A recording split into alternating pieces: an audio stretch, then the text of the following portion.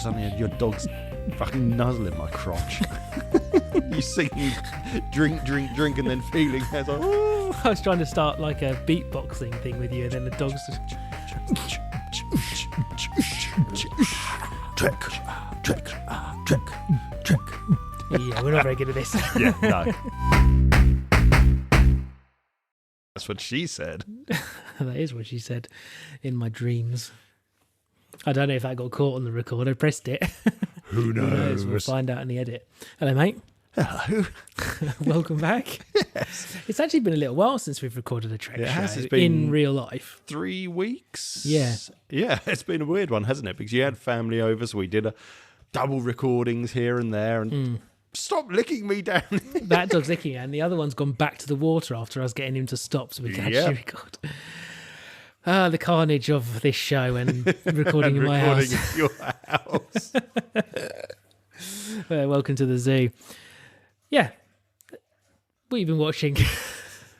I've been literally, since driving over here, trying to think, what on earth sci-fi have I watched? And other than the episode we're talking about today, I don't think I've watched anything sci-fi. Me and the wife said we are going to watch Deadpool and Wolverine. We're going to start that probably tomorrow when T's having his nap. So the closest sci-fi I can get is South Park, and I'm making my way from series 1 onwards again, and I think I'm on series 4. I can't think of the name. I think it might just be called Trapper Keeper, and it's where Cartman gets a Trapper Keeper that basically it's a complete Terminator 1 and 2 piss take. Okay. And the Trapper Keeper keeps on assimilating things, and it just gets bigger and bigger, and it's basically becomes Skynet is the idea. So there's that. Would you consider Tom Hanks in big sci-fi? I guess so. It's sci-fi fantasy, isn't it? Yeah. Right, well, fun fact. I remember Big being a PG and being innocent. Right. I think most people remember that. And I think this goes back to that conversation we had. I think we had this on the Variety Show, where we were saying about how we grew up with watching these films, not at the cinema, but at home on TV. So pre-Watershed. Yeah. Well, we're watching Big at the moment because we've set up a routine where we all choose a film and we have we have dinner even, and we choose a film and then we watch it as a family over a few nights, and then the next person gets a film. So I chose Big as I thought, let's have a retro film. It changed in 2001 from a PG to a 12A. Okay. It features the words including bitch, bastard, son of a bitch, shit, and fuck. Sorry, hang on a minute. Loki? He has got the monster bladder, your dog. He's got a whole bowl of water in the other room that he hasn't touched. And as soon as I filled that one up in the room, has he drunk the whole thing? How much is left? You will see it. How much is left in it? Not much. I just filled it up. That's like 2 litres of water. Jesus. He can take more, but the dog rocks, you can only put 2 litres in, so dog rocks aren't as good. I love the fact you just worded that. He can take more. He can take more, yeah. I mean, the bowl can take more. Anyway, sorry. But so first of all, we're watching it, and it's just like, we don't remember the beginning part of it at all. We remember him then waking up being big. Yeah, we remember that. Yeah. Don't remember the whole him getting a hotel room part. So for us, in our memory so far, for me and Jem, the memory goes, Zoltar machine, waking up big, somehow getting a job in America, in New York as the toy company, eventually finding Zoltar, going home to his mum and dad. That's how we remember it. And obviously as kids, or whether it was the Watershed thing, I don't know, big chunks of the film is missing because the very beginning bit is about him and his best mate literally being the biggest perverts known to man. Right. He gets a hotel in New York, and the first night he's there, there's just people banging on his door, screaming at him in Spanish, and all he can hear outside is gunshots and people screaming. So it's like, wow, this is not an appropriate PG film. How it ever got PG?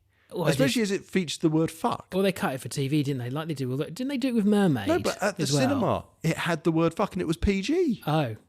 Okay, I didn't realise that. I just thought they made it PG for TV. No. Parental guidance. I'm sure the other Tom Hanks, is it called Mermaid? There is one. Was it? Yeah, or is it? Not Splash, is Splash, it? yeah, Splash. I'm sure like the TV version, that's got loads cut out. Oh, really? Yeah, to make it. God, I haven't seen Splash in years. Because they do it Kindergarten Cop. When that's on TV, that's got a few things cut, and like you can tell the blatant swear words have been cut. But you just don't. There's just that doesn't happen anymore, does it? No. Unless, I mean, I don't watch channels 1 to 5 anymore. So here you go. Really. In the cinema, Big was a PG in 1988. Right. And then in 2014, when it must have been re-released in the cinema, it was a 12A. And when you look at home entertainment, 1989, so it was a year later, it's down from 104 minutes 4 seconds to 99 minutes and 48 seconds and is a PG. Oh, it's got a list of cuts as well here. So I'm going to say they've done a director's cut and then reclassified it. Then in 2001, it got reclassified as PG again, and it's now down to 99 minutes 39 seconds. Right. And then it's become, in 2008, it goes to 99 minutes and 52 seconds. Why do they keep re-editing this fucking film for? And now it's a 12. Oh, so it's not even a 12, it's a 12A. It's not even a 12A, it's a 12 on home entertainment. It's a 12, not a 12A. I didn't think they did 12s in before. They were all 12A. I thought, is that maybe to do with the cinema and normal? Maybe, yeah, because actually I don't think I've ever seen a 12A on a DVD or anything. I don't know. Excuse me. I always thought, I've got this wrong information. I might have said on a show before that I thought 12A was introduced because of Harry Potter, but it was introduced for something else. But I can't remember now. Yeah, that was like my wrong facts about film ratings. If anyone ever actually wants to, and I mean, as a parent, I used to use a webpage called Common Sense Media. It was brilliant. Just use the BBFC site. Find the film on there, and if you look at more info, it lists it. So I've got things here. Language, 3 out of 5. There is an infrequent use of strong language, fuck, as well as milder terms including bitch, shit, and bastard. As a parent, what do you find you would more want to avoid in the film? Certain words or certain graphical images? What's the worst thing? Or is it really difficult. A mixture of things? That's really difficult. Like in the tier, seeing not real sex, but pretend sex, someone saying fuck and someone getting shot. I put it as 3 things really. Language is probably the worst one for us because you can't really avoid that. Yeah. A, they might repeat it, but B, you can't avoid that one, can you? You can't just say, oh, cover your ears. It's too late at that point. They've already heard it. Sex, Kay just blushes at anything, even vaguely, like someone holds someone else's hand. So she immediately closes her eyes or turns her head away anyway. And with someone being shot, again, you can kind of cover your eyes or just absolutely avert that or fast forward that bit and go, right, yeah, you didn't see that. So you know what? Those 2 bits I don't think are too bad. And when you're considering a PG or even a 12, it's not necessarily going to be the most horrendous thing you're going to see anyway. It's going to be very tame, isn't it? But language, you just can't avoid. And it's so quick, you can't even get them to cover their ears and you can't get away from it. Yeah. So that's what we're always looking at. So we pre-watch a lot of the stuff and we try and make sure. It's funny enough, the first time we pre-watched it because we both remembered it as a PG. So it's like, it'll be fine. We watched this as kids and yeah, the TV watershed struck us again. Speaking of kids, T said something so funny to me yesterday. We're in his room and I've said this before, I send you guys normal video notes of recording him talking to me. It was one of those, but he wasn't on the loo. And he was like, oh, I was kissing blah blah today. Yeah, he said the little girl's name, but not going to say it. I was like, what do you mean? Yeah, I kept kissing her. And I was like, oh, that's really cute. And I said to him, was it consensual? And he goes, I don't know. Because obviously he doesn't know what consensual means. And then I went, why were you kissing her? And he goes, because I love her. And I was like, oh, he's got a girlfriend. It's so cute. And then I asked him today, he's like, no. So he got over her in a day. Nice and quick. Good lad. You might want to talk to him about whether or not someone wants to have a cup of tea. Oh, yeah, I need to have the cup of tea talk with him, don't I? Not everyone wants a cup of tea. Yeah. And even though they might say they want a cup of tea, they are allowed to change their mind and not want the tea when you've made it. When you've boiled the kettle, they might not want the cup of tea. Oh, God. But otherwise, sci-fi wise, nothing.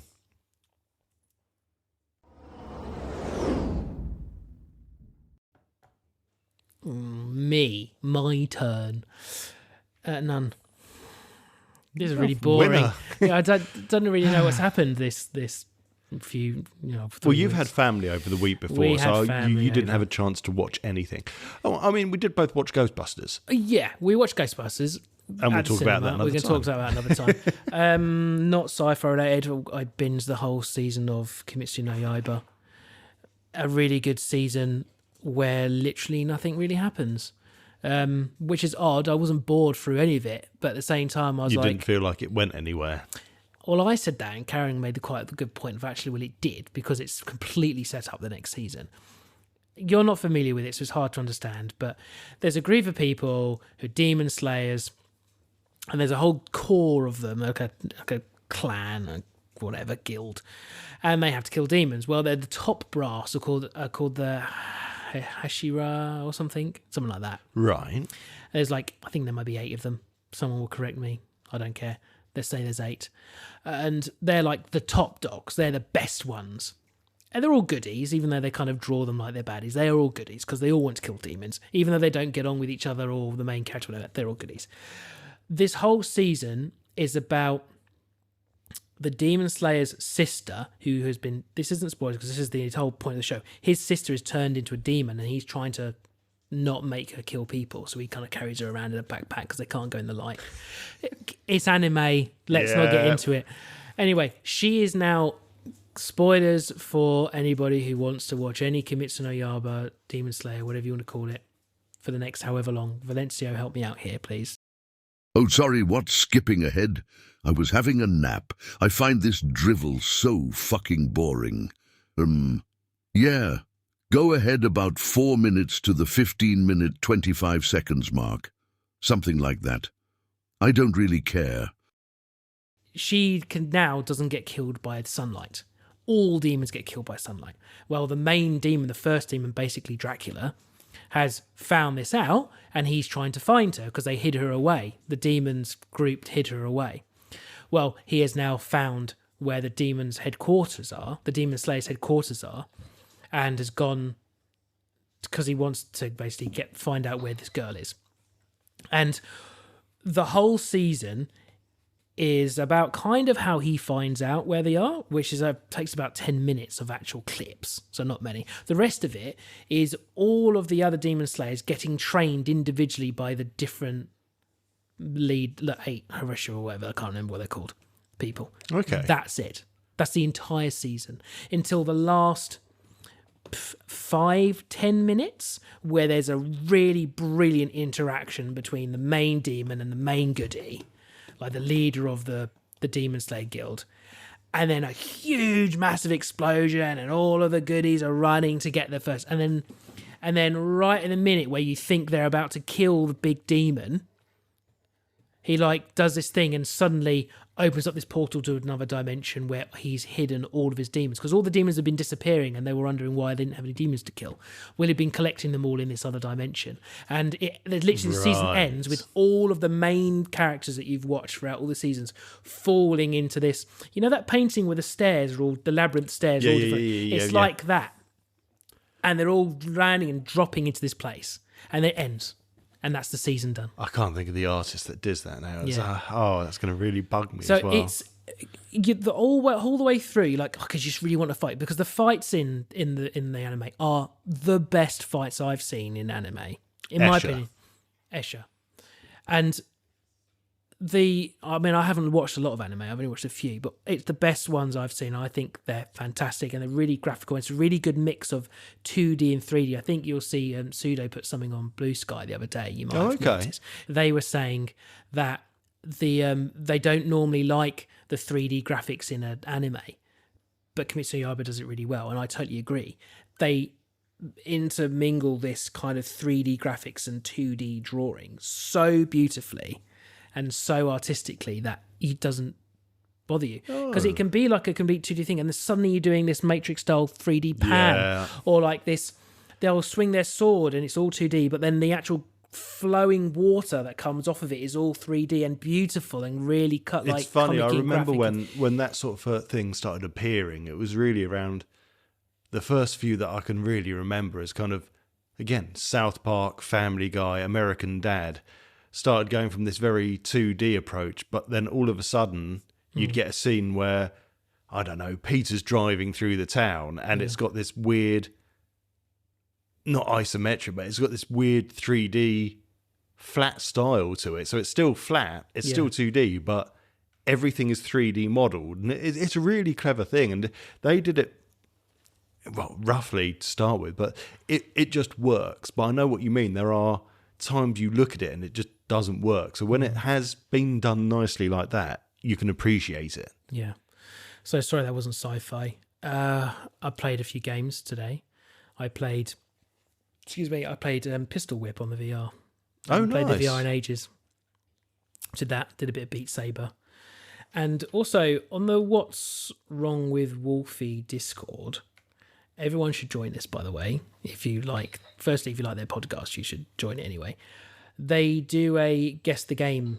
Yes. Game. You've done it a few times. And they've just announced a new... they're moving the gaming content to a new web page, apparently. Yeah, they've been doing that for a while. I'm completely forgotten what it is. Valentino, please add it in because I can't remember off the top of my head. The website is somanygames.co.uk. Fucking idiot. Anyway, I won the monthly competition the other day, so I've won it 3 times now. And Jason's really good. He actually sends people, if you win, he sends you a game on Steam. Oh, awesome. And I'm just looking for the chat because I can't remember what the game's called, annoyingly. And I was actually playing it earlier and I wanted to say. Dungeons of Hinterberg. Unless he's a millionaire, I think maybe people need to start doing like a £1 entry fee for a month. Yeah. Well, this is the thing. So, I mean, they're all indie games. I don't know how much they cost. I haven't got a clue how much they cost. No, but they're typically, most indie games I've seen are somewhere from 5 up to like AAA pricing. Yeah.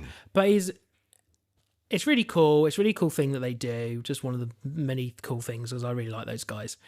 You know, go listen to them, and when you're done listening to all the Studio Channel 84 stuff. But yeah, and that's one game I was playing today. I was trying it, Dungeons of Hinterberg. It's kind of like I don't really know because I've only played like 10 minutes of it. It's like a instant dungeon thing, I guess. Third person fighting thing. Yeah, I'll maybe I'll explain it another time. But yeah, quite cool. Look out.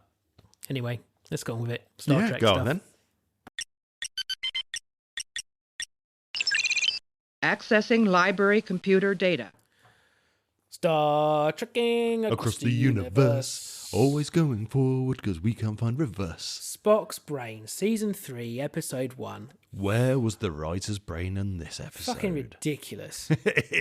You can see fuck?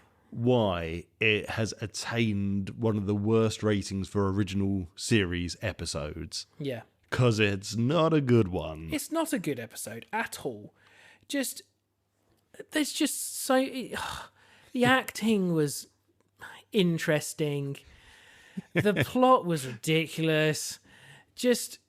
I think I would... I watched the remastered version because that's what they have on that's what they've got on Netflix and Paramount. I wish it wasn't, because I kind of think the ship looked fucking dreadful. It does. No, the I'd remaster of the rather it was TOS remastered. looks awful. Yeah. Everything that's been remastered and redone has been done on the cheap, and I'm sure they didn't pay cheap money for it. I'd rather see the original models they used and just accept it for what it is, because it's dire. Because it would have been models like Red Dwarf would have done, wouldn't it?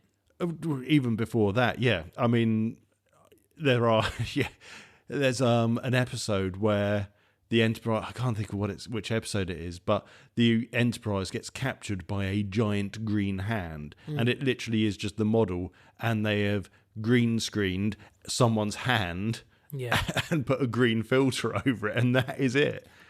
There's a bit where Kirk fires his phaser on stun, and it's green, fine, whatever. But I think the remastering process has made it shit, because it literally does a perfect square of green, and then the image in the middle is like, clearly, I feel like someone's done like an AI remaster of this. It feels like it, doesn't they it? probably, I think they used to do is like put filters on the lenses and stuff. So you're probably just seeing the outline of a filter, which in the original context of it you would never have seen because the quality of the picture would have been poor enough that you wouldn't have noticed. I just don't like the remasters. It's the one series I think they shouldn't have remastered. I think they should have just left it alone. Whilst they need to remaster I the other mean, ones. things like the TNG, even then the remasters aren't brilliant.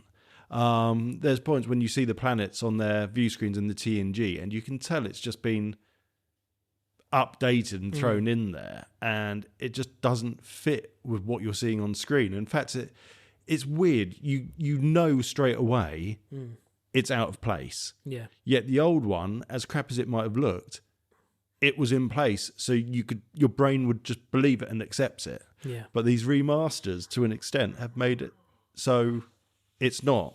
Sorry, everyone. Ferragan's just started up.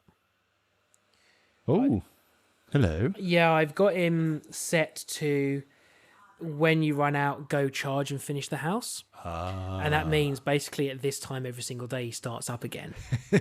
And it has the woman's voice because there's something wrong with mine that it factory restores He's itself. Oh, for God's sake.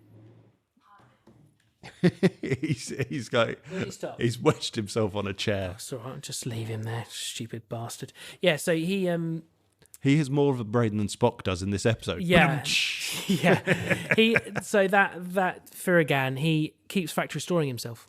Oh no! And it's really frustrating actually because like you have to go through the app and stuff, but it resets the. I'd say that's a failure on his ROM chip.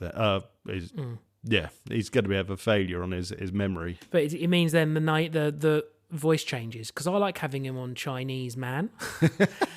So I've given up changing it because you have to keep downloading it to it every time. See, they obviously had an issue with that because I've got the newer model, as you know, that's got all the lovely LiDAR, radar and stuff like that. Yeah. You can't do voices on him. No, it's been taken off of this. So this had a thing for ages saying coming soon, custom audio, so you could record your own voice. And now it says when you go in there, oh, this has been discontinued. And like, well, you never did it. How can you discontinue something that you never did? I'm guessing it caused so many failures or just didn't work that they've just said, no, get rid of it. Well, you think it's got to, because it's not uploading direct, it goes to their servers and back again. And if it's Wi-Fi, which it is, isn't it? Yeah. Then they've got their cameras and all that. So probably lots of server space of everyone recording their fucking voices going, I'm stuck. Oh, you can't help. But yeah, sorry, we've gone off track. Right. That shows you how much we think about Spock's brain, Yeah, though, it's doesn't fucking it? shit. The It was a shit vacuum is much episode. better. Yeah, that was much more entertaining, that few minutes, than the entirety of Spock's brain. I mean, I've said this before. I grew up watching reruns of the original series, which is where I got my love for it. My biggest love for the original series comes to the films, though. The films of the original series is truly where my love for Captain Kirk and the crew really exists. I enjoy watching the original series, or I should say I used to enjoy watching the original series. Watching it now, fuck me, do these episodes make 50 minutes feel like 2 hours? Oh, God, I was so bored. I think They it got are so slow. 45 minutes in, I paused it to see how long was left. Because I was like, this is going nowhere. It just feels so slow. I don't want to go play by play for this one. I just want to talk I don't about think we bits. can. So one thing I want to say, right? I liked how they call red alert condition alert on the red light. Condition alert. I thought saw that was quite too. funny. Since when it does the intro, were there different coloured stars? Oh, what, the red and the blue? Yeah, I always? think that's a remaster thing. Is that a remaster thing? I got that kind of thing because I think, is that meant to represent a planet that they're flying past? I honestly don't know. And I spotted that earlier as well. And I was like, is that something that was always there? I don't know. And they do the thing that I pull up on previous ones. Scotty's on the bridge. Why is the chief engineer on the fucking bridge? I know that you said there was a good reason for it before, but I mean, come on, he should be in engineering. He can just have his thing in engineering where he should be with the engineers.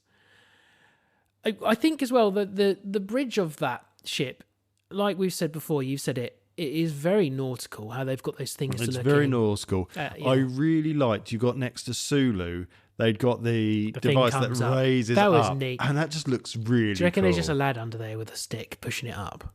Oh, possibly. Because wasn't that the doors? They used to just have someone Yeah, pull the on the doors. Right, I've just watched the original Star Trek intro on YouTube, and yeah, those red and blue remaster. Oh, so it wasn't then. Yeah, okay, so that's a fuck up. So yeah, definitely then. I think it's an AI thing and no one's checked or no one cares. Probably no one cares. Or they've got, is or the sad person who thing. did it originally isn't there to ask whether it's meant to be there. So they've just done it. And then, go on. Sorry, going back to the bridge design. Yeah, very nautical. You've got that cool thing that raises up. It feels functional, though, the bridge. It's not over the top, but everyone's got a place. It's not like the bridge on something like Discovery or the J.J. Abrams Star Trek films, because they always feel really cramped and they've got so many people on there, and there's just, it doesn't feel like you've got any movement space or anything like this. Whereas this feels like, it felt like the future. It's like, wow, they've got this, even though it wasn't a big space, they've got this big space. Everyone's got their work location, but it still felt like there was an expanse for them to work within. Whereas, as I say, the modern stuff, it seems to almost go backwards. It's like, how much else can we get on the bridge? And like Spock had a little virtual boy you would look into, wasn't he? Oh yeah, his science display, which just tells him whatever they're looking at, he gets all his readings from there. And that weird little display. Obviously, well, but you've got to remember, this was 1966. VDUs didn't exist. They didn't have text on a screen. They had televisions, but they didn't have any idea about computer screens, putting up text and everything like that in the term that we understand it now. Yeah. I've got a point to make. So this is season 3, so it's the last season of the series. Why does it only put Shatner, Nimoy, and DeForest Kelley in the intro? They were the biggest names. Is that what it was? Yeah, so Shatner was big because of... Shatner and Nimoy were big because of Star Trek and various other projects. DeForest Kelley was very big in the era of Westerns and that sort of thing. So they were the biggest names on TV. So they got the biggest names at the beginning. Well, they're the only ones that get named at the beginning other than Gene Roddenberry himself. So they're the only ones. 100%. So it's great. So the whole point of this episode is Spock gets his brain stolen. Yes. And he gets shoved into a machine on another planet to control their ecosystem and down underground. Which is really cool because as much as the story sucks, there is so much forward thinking about the future. And the fact that that this planet is run by a single computer running air conditioning, running all the crucial systems, water, everything like that is just managed by the centralized computer, which is brilliant. But then there's a line in it where Kirk says, you're in this black cylindrical box with pillars of light going out. Yeah. He's talking about fiber optics, which is exactly how it is now, isn't it? If you want the fastest network connectivity around a business, it's all fiber. So the fact that they're ahead of the game on that, saying, well, it would have to be really quick. What's really quick? The speed of light. Well, let's make it transfer by light then, because that's basically what he's done. Yeah, and it's clever because... I'm just checking I actually press record, I did. It's clever as well because, the brain would be probably the most efficient thing to put in there. Yes. If they didn't have anything else to do. But I want to get back to the beginning where so this woman this alien's on the ship. Sexy lady woman wearing belly and clothes, very pointy tits. Oh yes, very pointy 1966 kills tits. everyone with a weird noise. Well, not kills everyone, knocks them all out. Before that though, so she beams on board, or she appears on board, I should say. Kirk starts talking to us like, right, you can see Kirk's going to try and shag her. Oh no, sorry, Kirk's going to try and say, we're from Earth, we're in peace, how can we help?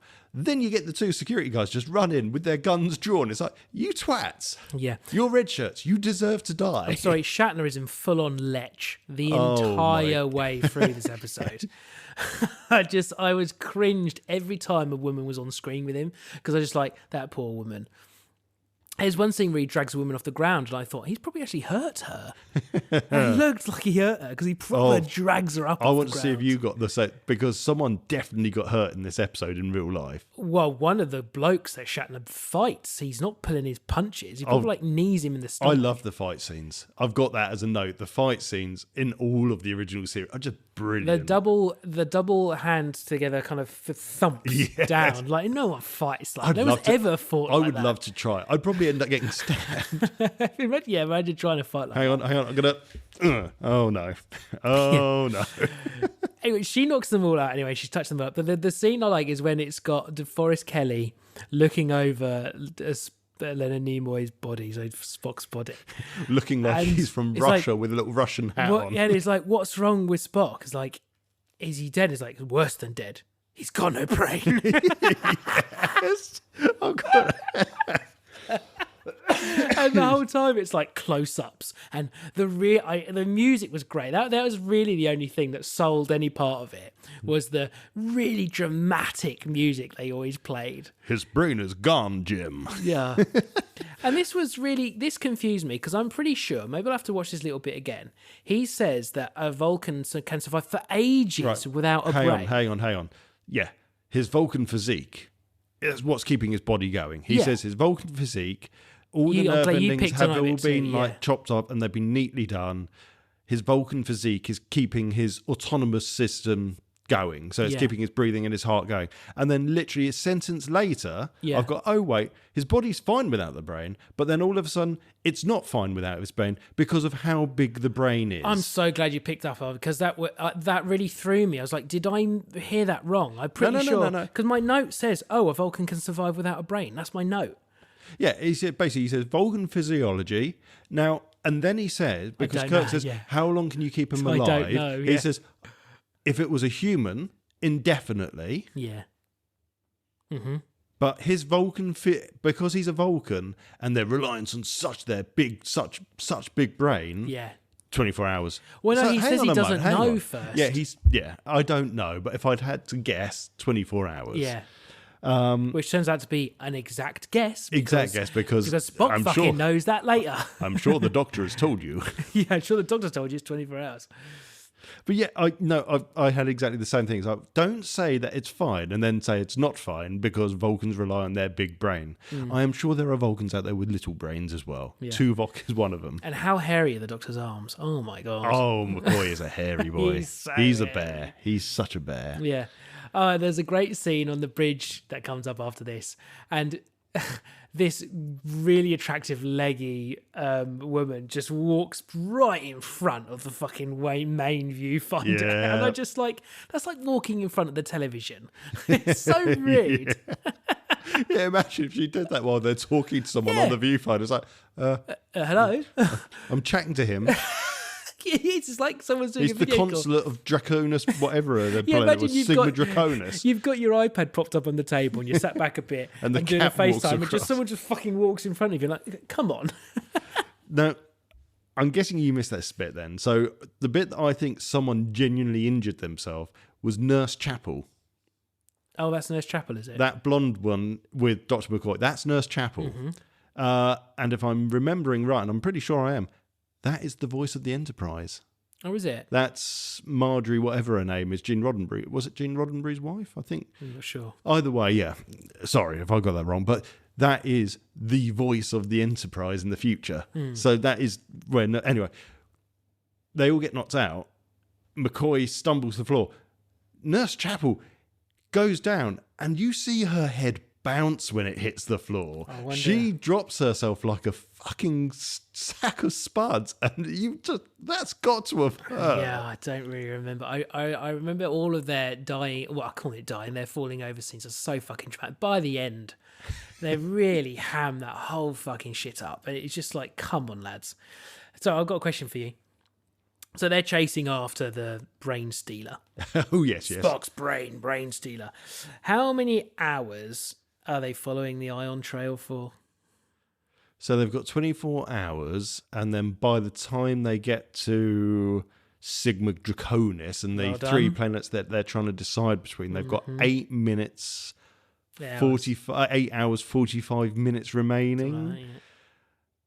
And then by the time they go beam down, it's like 8 hours, 34 minutes remaining. How long are they? Well, it's just 24 hours. It's just mathing the math, isn't it? So it's going to be 15 or 16 hours. 15 hours, 20 minutes. Yeah, well done. And do you remember the name of the 3 planets? They're just M planets. Do you remember the numbers? 3, 4, 3, 4, and 6. Yeah, well done. 3, 4, and 6. And I've got here as well. It was always going to be that fucking 3rd planet. Yeah, can I just say as well, hang on, where's my note for this? Don't shout at Chekhov. It's like, Chekhov's got up there. He's like, this planet is the equivalent of the 1400s. This planet's the equivalent of 2030. Yeah. This one's a glacier. Well, which is it then, Chekhov, you dick? Yeah, but he's right in his fucking face too. They're stood like face to face, really close, and he's yelling at poor Chekhov. And Chekhov's like, I'm just fucking telling you what it is. You asked me a question, I'm fucking answering you. Yeah, this is what our scanners gave. I don't know how to use Spock's letterbox machine thing. Only he looks in that slot normally. Virtual boys give me a headache. Oh my God, that sounded wrong. Only Spock looks in that slot. That Spock slot. No one puts their eyes in Spock's slot. Unless it's Pomfar. Yeah, this is Tom. So yeah, don't shout at Chekhov because I felt really bad for him. And then don't you think that thing in that guy's ear hurts? It's got to hurt. Yeah, I thought that's really heavy and weighing same as the one that his ear. Uhura's got as well. But she didn't have it in her ear when the other guy did. Oh, true. So I wonder if they've only got one. You think they've got a share? I think they've only got one, yeah. When they get down to the planet, again, this is another one of these ones. Can Spock live without his brain or can't he? They get down to the planet, they beam down, and what's the first thing that Kirk says? I don't know.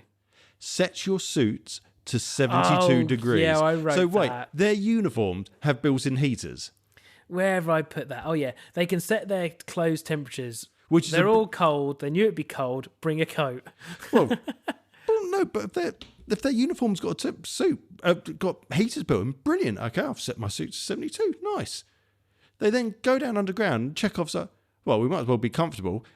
And shoots a bloody rock to make a fire. And they're all there rubbing their hands going, I've got to warm up. It's like, mate, you've got a built-in heater.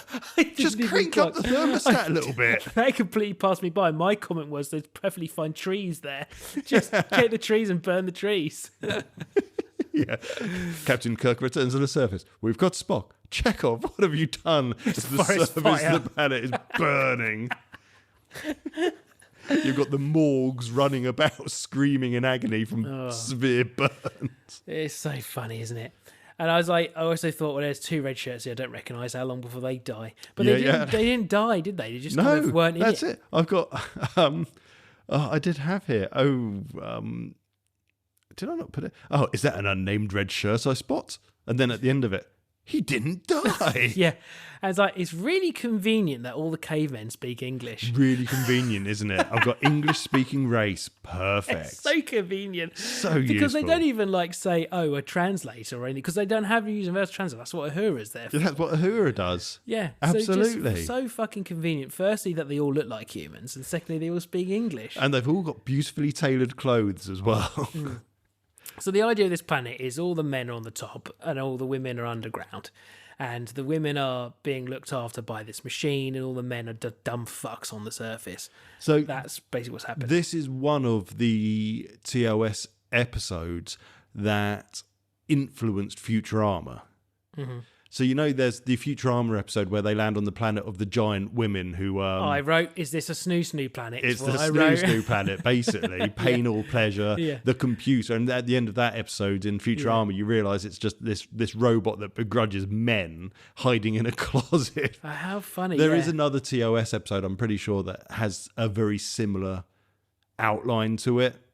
So I think that it's based across that at least. But yeah, it is a snoo planet. So I misheard Scotty at first when he said pain and delight. I thought he said pain and light. So I spent a little while thinking, what's the pain and light? What's the light got to do with it? And it wasn't until one of the others said delight, I was like, right, it's pain or sex. I always forget how trim Scotty was in the original series. Then you get to the film and Scott is this old white-haired fat man. Yeah. They're all pretty trim. You can see Shatner starting to get their belly. Shatner's wearing a girdle in this. Is he? Oh, he's got to be. You can see the outline. I was going to say, because it's creeping in. The belly's creeping in. Yeah. and then they end up down there. They get captured by the. Oh, you get the. Oh, yeah, I got really confused because they find another woman down there and she's stupid. And again, she looks so similar to the other woman. I thought it was her. Yeah. And I was really confused again until the other woman actually appeared. I was like, oh no, they're different people. Oh right, okay. They had the same hair. They look the same. All dressing up the same. So I was like, oh, she had time to change. That's nice because she was wearing yellow rather than blue.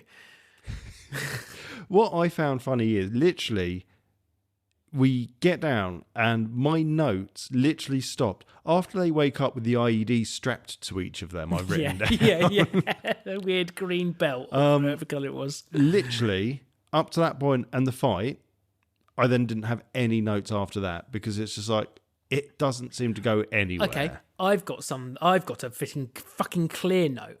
They asked Spock. Okay, so when the disembodied voice of Spock appears, we haven't even mentioned how fucking McCoy is controlling the disembodied. Oh my sweet Jesus! Yes, I forgot all about that. I want to remote control Spock. Yeah, Spock's body's just moving around.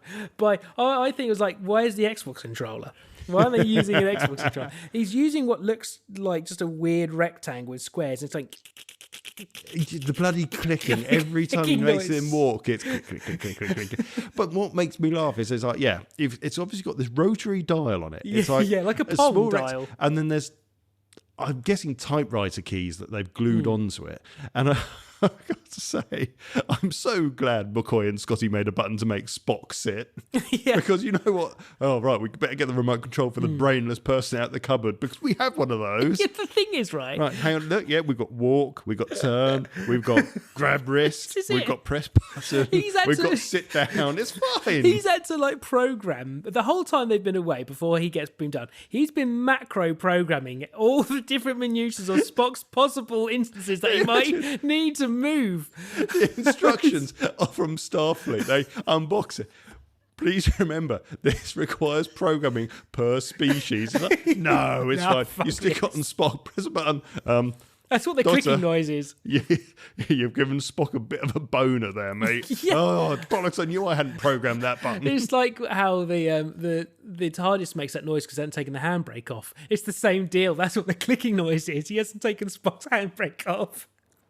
So it's his joints grinding as he's walking along.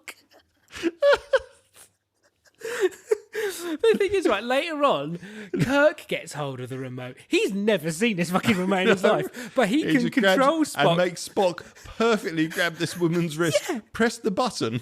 Yeah, so firstly, he's in agonising pain. Which knocked them all out earlier. Yeah, now it doesn't. Now they're just fine with it. Picks the remote while in agonising pain, manages to get him to stand up, or if he was, I can't remember, turn, walk over, put one arm up, move the arm over, grab hold of her, and then restrain her. All in that time. Do you think it's got a little bit of a Wii remote to it as well? Oh, yeah, it's got to have motion. A little bit of motion control on there, maybe. But yeah, don't do the Waker sign holding it then. Fucking ridiculous. I've completely lost. Oh, that's it. So the belt things. They get, before this they've been captured and they put these belts on, right? And later on, when the disembodied voice of Spock tells them what they are, they're pain belts. I'm like, oh, how do we get them off? And he goes, oh, believe it or not, you just press the red button and then the belts come off.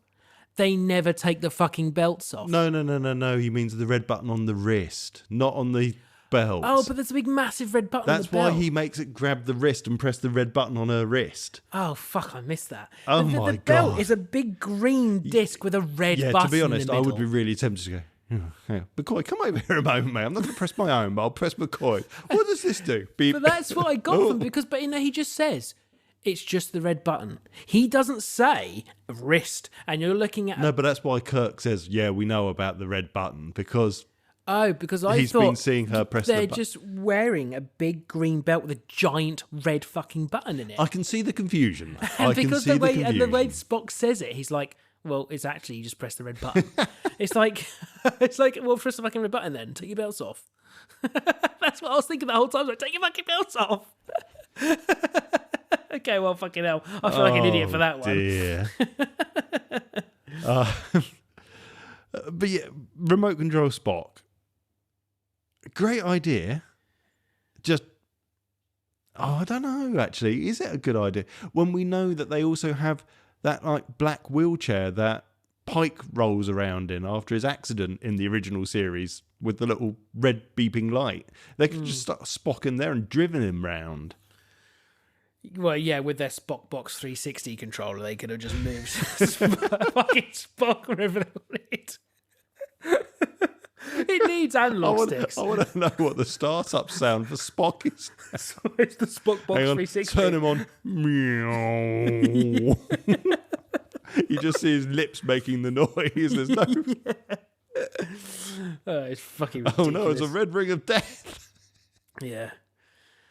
Oh, and so what happened? Yeah, fucking they find Spock's disembodied voice leads them over. Well, no, through a machine. Yeah. He has to think. They get the loads. tricorder and Spock's He has to concentrate. beams them a location. Yeah. So yeah, he beams them a location. Then they say, "How do we undo the belt?" And he goes, "I'll make that my top priority, Captain. Captain, you just need to press the red button to remove it." About 30 seconds later, so yeah, nice one, Spock. Thanks. Thanks. Do you notice how it's just down the hall too? They didn't turn. They literally, the camera just shows them turning into the corridor, and it's a straight line, and it's the first door they come to. It's in there, straight in. No security locks, nothing like that. You know, the super secure thing of like the main way that this civilization runs, including the fountain of all knowledge in the little headset, which we'll talk about in the moment. The teacher. Yeah, we don't need a lock on that. We just let anyone Scotty in. basically bumps into the door with a tricorder. It's like, it's in there. Yes. I'm glad you're here, mate. Oh, Spock, you're a cylinder with light coming out of it. Oh, that would make sense, Captain. Would it? Yeah, does it? It doesn't fucking make sense to the rest of us. I did really think it did actually, going back to what we said at the very beginning, it was really well thought out, the idea, because the idea that his brain's there, it's like, Spock, you say you think you're breathing at the moment. Yeah. Could that be? And actually, that makes really good sense. Yeah, your bladder, your kidneys, you're cleaning the water, you're getting rid of the wastewater. Brilliant. The breathing, you're circulating the air, and you're doing all of that. You're regulating body temperature, your brain. So the fact that they've thought about, right, what does the brain do? That could be controlling this. I think that's a really, really clever thing. That's a good touch. To give the episode some sort of positive note. Yeah. That was a really well thought out idea. So they all get knocked to the floor again, don't they? Because they find the woman's in there too. Yeah, and then we get the control, and then this is like probably the third or fourth time that Shatner hits the Me Too movement, where he grabs hold of the woman and drags her underneath the fucking weird head thing to get the special memories from the machine. I quite liked that prop. The prop was awesome. I don't know what those metal bits that they'd screwed into it were, whether they were like some sort of weird old school syringes. spark plugs or... Yeah, they look like spark plugs, really chromed up spark plugs. So it's like a very clear, giant helmet with one long metal bit. That's Well, I reckon that was and then loads of one of those hairdresser things. Yes, Blue Rinse Brigade hair thing. Yeah, absolute perma, whatever they're called. Yeah, that's probably what it was.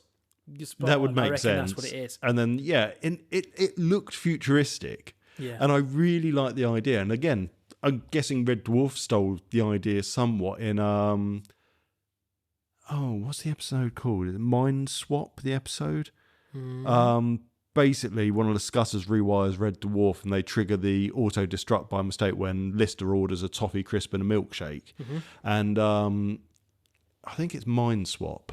And they record Lister's brain onto a micro cassette. He drops it into a cup of tea, but then they put one of the other captains or one of the senior officers' personality that they've got on cassette into Lister. Mm-hmm. And that's kind of where I get that they've kind of got that idea from this. Mm. Yeah, could be. Because even Spock says, from the tapes. Yeah. So everything is stored on tape. So she now gets super clever because basically they're doing this because they want someone to remember how to do the surgery to get Spock's brain back in. Spock's brain, fucking Spock's brain. It felt like we were watching that Voyager episode. What was it? Oh God, I know which one you mean. Threshold. Fucking Spock's brain. And every time they said it, like Spock's brain. That's the fucking episode title. Even the iMorg when they haven't had the teacher. Stop going on about brain. I don't care about brain. Oh yeah. By the way, they're called the iMorg, like they're fucking Steve Jobs. yeah, but then so she becomes super clever. Oh, big mistake. She's got a phaser. She now knows how to use she's it. like- And as as Scotty's there to us, it's set to kill. Thanks, mate, for telling us that. He is so good. He's so funny in this scene, right? Because he's like, it's a profile of her and Shatner, and he's just in the background, face to camera, Yep. as like this, and he's like looking like look, no one can see me, but like looking really hamming up a shocked face.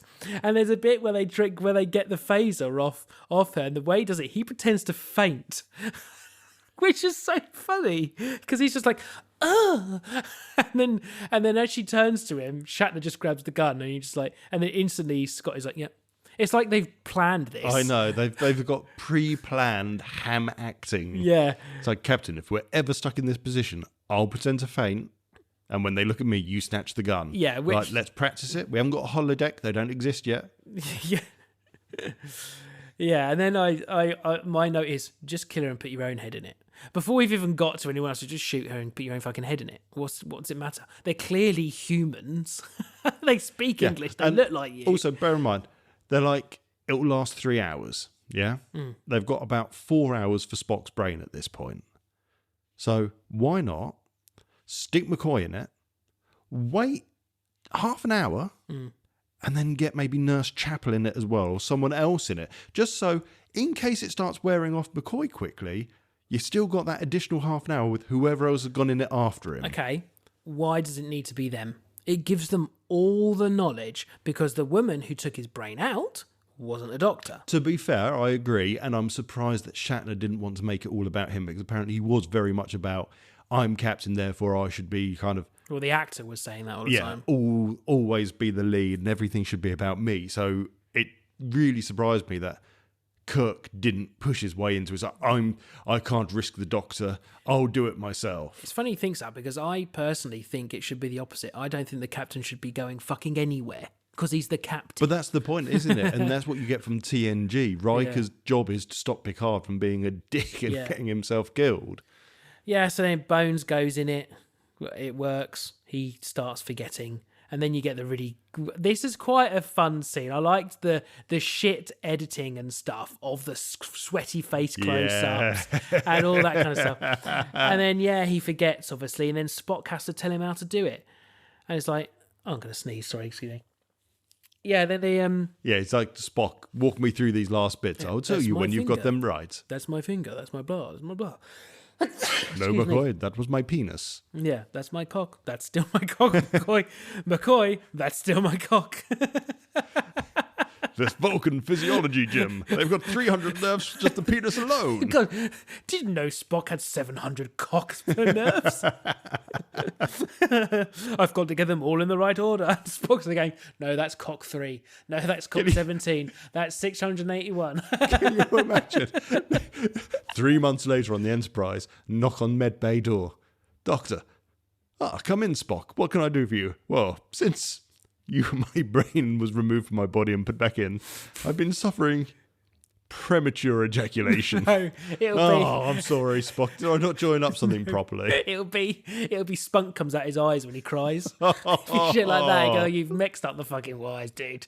Every time I watch a sad film, I come, but it comes out my eyes. What I really wanted was at the end to Spock to stand up and walk backwards. And that's Red Dwarf again. That's what I wanted to happen. I wanted him to get up and just start walking backwards. And go, this seems fine. That is 100% Red Dwarf. Crichton gets... Oh, what happens?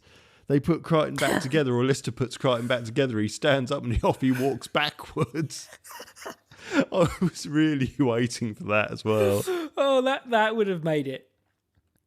That would have made it. And then there's a really good bit with Spock. He just starts talking really fast. And then where is it? McCoy's just like, I should never have reconnected his mouth. And then it's like they want to do a kind of scene at the end, but he's the only one that fucking laughs. And he only was like 2. And it's like, were they all meant to do it and they all didn't, and they were playing a trick on DeForest Kelly or what? DeForest Kelly, you can ad-lib the final bit. Yeah. And the others were like, fuck off. Yeah, and then it ends. Ends. It does just end. And then it just fucking ends.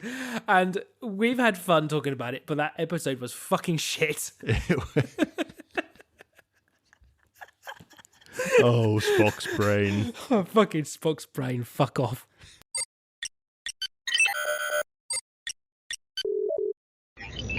Transfer complete.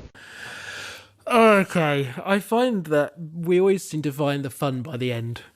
Oh, Very end of them. You've got to. I mean, every Star Trek's got fun to it. You've just got to find it. Yeah. You've got to find the adult enjoyment in it. All right, time to get serious now for a bit. So we all know Spock's Brain was shit. Thank fuck for that. Right.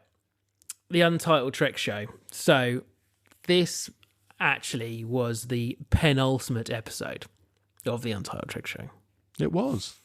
Next week, we're going to be doing the first episode of the new series of Lower Decks. We are. And then on the 16th of December, I think that's the right day, would be hopefully the Christmas special. Agreed. The USA Shit Show.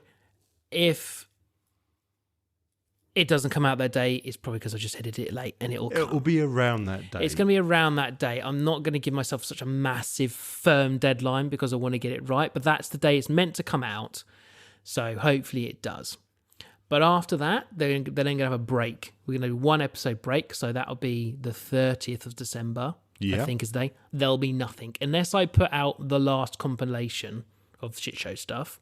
Only if you get a time. Only if I get the time. It's Christmas and it's also my wife's birthday. So it's unlikely. So I think we're just going to have a break. Yeah. And Can I just point out, though, there is a reason, which you're coming to now, that we're not crying our eyes out going, it's over, we're sorry. And basically, the first episode of the new year, 2025, there is going to be no more The Untitled Trek Show. It's going to be renamed to The Untitled Sci-Fi Show. So original. Yeah, so original. Now, the reason being is that from feedback from people that have listened, don't listen, know who we are, and know the variety show, but have never come over to this, they've all said the barrier to entry is basically it's Star Trek. Yeah. And we hit that hard level of Star Trek fans versus Star Wars fans to start with. Yeah. And the groups of people that neither the two will mix. Yeah. And you're right. A fair few people we've spoken to are, if it was just sci-fi, fine. They would have at least given it a try. They would have listened to an episode to find out actually we don't always just do the entire thing of Star Trek. There's a big section at the beginning where we talk fucking shit, and then when we do the funny things like the little games or whatever, they've been Trek related, but it's more than just talking about an episode of Star Trek. So the idea going forward is we're just opening the whole thing up to all sci-fi. So, excuse me, it's not going to be just a Trek every other week. It's going to be anything we want. And would you say it would be fair to say it's sci-fi and geekdom, as we call it? So a little bit of gaming thrown in there. Yeah. Basically, the things we don't talk on the variety show. I know we talk about gaming a little bit on the variety show every now and then, but this feels very much like the Untitled Sci-Fi Show will be the place to do gaming, science fiction talk, that sort of thing. Yeah. It's going to be a lot more just open. It's going to be different every week. The shit show's not going anywhere. Still going to be doing that. Trek Roulette, when we get going, I'm still going to do Trek Roulette. Mugwatch is opening itself up to the entire science fiction universe. So we're going to be looking at mugs in all universes. Talking about Mugwatch, hang on a moment. I didn't see any mugs in that. No. There weren't any mugs in that. But I do have an email from a Thomas Edwards. Mm-hmm. And Thomas? literally was just emailed Untitled Trek Show Mugwatch. Has he done it to both of us? I just haven't looked at my phone. I don't remember my phone. Yeah, no, he did it to Podcasts at. Okay, so I just haven't seen Next Generation, Season 2, Episode 16, 33 seconds in, normal mug, instantly spilled on Picard. Is this why only space mugs are allowed? That's all. Yeah, probably. Maybe that was the issue. Normal mugs were too spillable, so they had to do gravity-defying space mugs. Oh my God, and I even... ridiculously, I think I know what episode that is. There's like this neurotic staff member working with Geordie in engineering, and she's walking along with a hot chocolate, and she just slams straight into Picard, spilling hot chocolate all over him. You know what? And then it basically, I think I've seen that episode. And Geordie's like, I don't think we should have hot chocolate in engineering. Oh my God, I'm so sorry, Geordie. That's like in this. The other thing we watched that isn't Star Trek, the Orville, where it's like you can't have a drink on the bridge if you spill it. Where was I? Yes, we're just opening it. So, and I hope the Tuvok thing that we did the other week that you come up with. I We're had still so on much this. fun with that. All these other Star Trek little bits are still going to be in. But the thing is, we can actually open that to the rest of the sci-fi universe. that's it. So Trek Roulette, for example, we could do roulette with a different show. You could do roulette with Red Dwarf. You could do, we've spoken about Red Dwarf today. You could do that with Battlestar Galactica. You could do roulette with Doctor Who. Would be really good fun. So that's where we're going with it, and I hope that I don't like particularly the sci-fi being a name either because it feels so generic, but it's a word that everyone will go, I know what this is going to be about. 100%. And we still have the untitled stuff, which I like. Yep. And it removes the Trek from the name, so opens it up that if that's what people think, oh, it's going to be two fucking loser nerds talking about Star Trek, I'm not interested, I'm going to skip this one. Even if they know who we are from the variety show or, any other thing, our fucking stupid pigeon videos, so I think that it will help. And yeah, I think you've made the right decision, mate. And this is your baby. I've always said that. You take it in the direction you think, and I'm fully behind you with whatever different change you make. So if that's what you want to do with this, that's what we're going to do with it. Well, it went for a little over a year. Yeah. And things need to change. You look at the variety show. We're in February. We're coming up to 2 years on that, and the past 3 months worth of episodes have drastically changed from what they were even before that. With me now having a fixed amount of time, we have an estimate for how long an episode should be. Yeah. The 1 minute beginning on every single one of them, telling what's coming up on the show.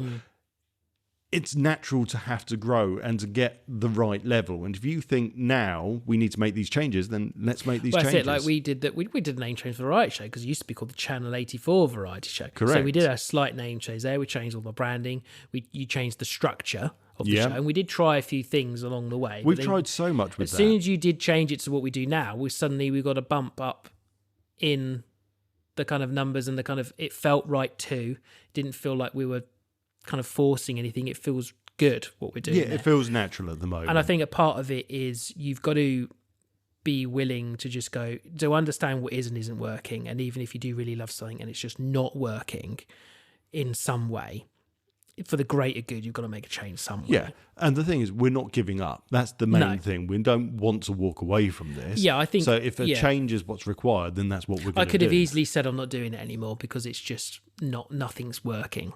There's no growth, there's no interaction, there's none of this and none of that, which is what's happening. But, it could have easily just gone, no, but we don't want to. We want to keep doing it because we enjoy doing it. And we 100%. Like talking to each other about stuff.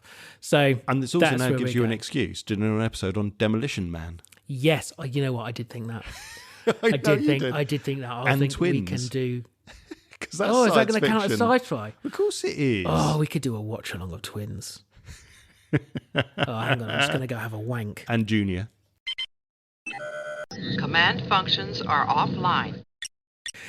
Right, you have been listening to the Untitled Trek Show. Oh my God, he's going for it. I've just about learned this, and we're now going to be changing it because all these socials are going to change. So you can find us. I'm not so much on X anymore, and that's nothing to do with any of the fucking American stuff. No. I was already making the transition. It just seems like a million of you other fuckers are doing the same thing. It's because Elon Musk is a cunt. Yeah.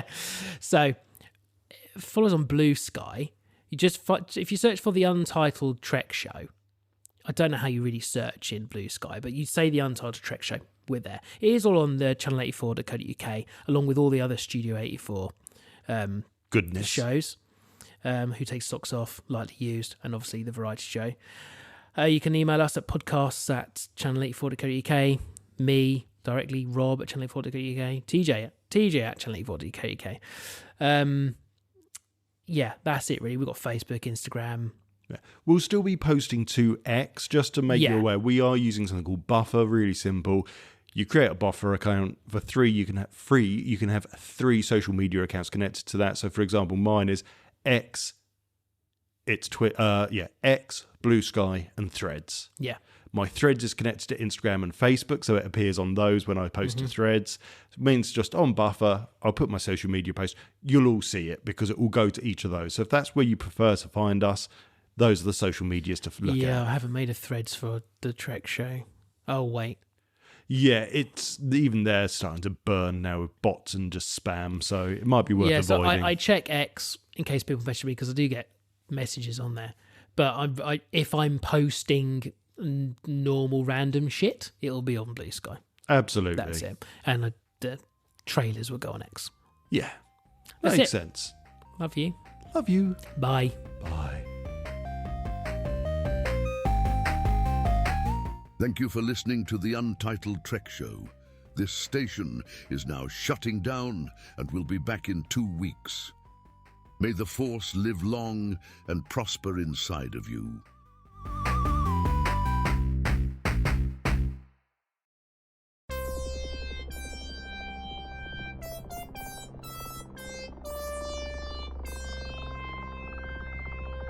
This was a Studio Channel 84 network show.